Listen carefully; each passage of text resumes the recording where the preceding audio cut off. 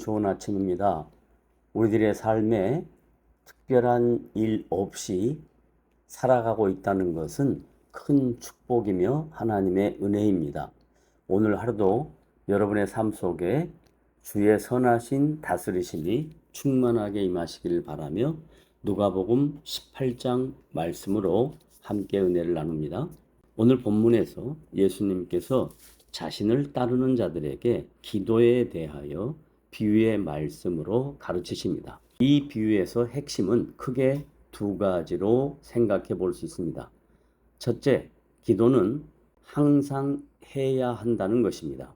이 말은 모든 일에 하나님을 절대적으로 신뢰하고 의지하라는 부탁입니다. 왜냐하면 일반적으로 성도들은 모든 일을 자신이 결정하고 그리고 그러한 결정을 행한 후에 어려운 일이 있을 때 그리고 문제가 있을 때 하나님 의지하는 것이 일반적인 신자의 행태입니다. 하지만 예수님께서 가르치는 기도는 매사에 하나님을 삶의 가장 우선순위로 생각하라는 것입니다. 둘째, 기도하면서 낙심하지 말라는 것입니다. 일반적으로 성도들은 기도하면서 낙심하는 경우가 허다합니다. 이것은 기도의 대상이신 하나님 되심을 놓치는 경우가 됩니다.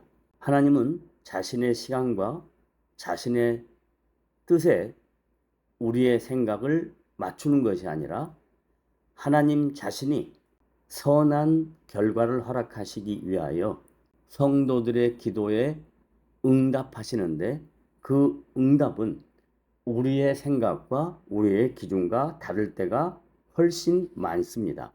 이어서 어느 도시에 한 과부가 등장합니다. 그녀는 자신의 원수에 대하여 어느 누구에게도 도움을 받을 수 없는 암울한 처지에 놓여 있었습니다. 이 과부는 불의한 재판관을 번거롭게 합니다. 그 재판관은 자신의 괴로움을 피하기 위하여 과부의 원한을 들어준다는 비유의 말씀입니다. 여기서 주님은 인자가 이 세상에 올 때에 믿음을 보겠느냐라고 반문하십니다. 이 반문은 낙심하지 말고 어떤 일에서든지 주님의 때와 주님의 뜻을 기다리라는 말씀의 의미입니다.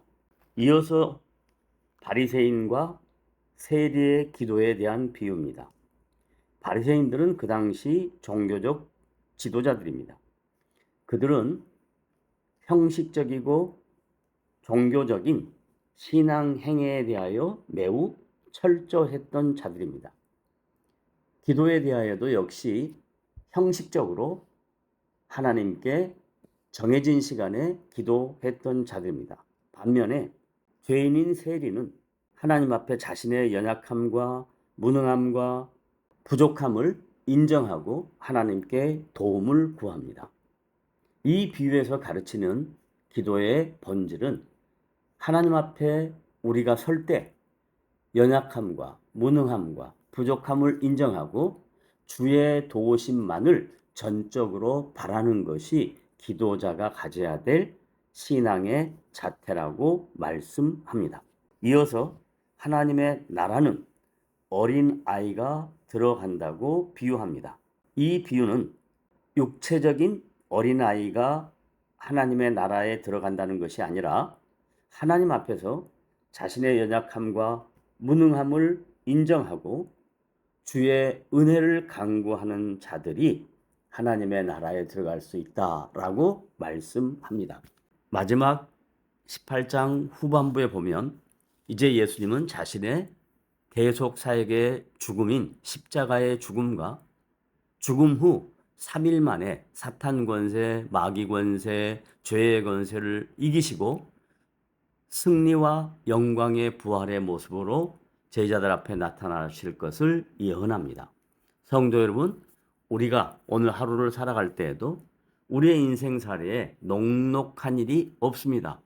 일마다 어려움 연속입니다.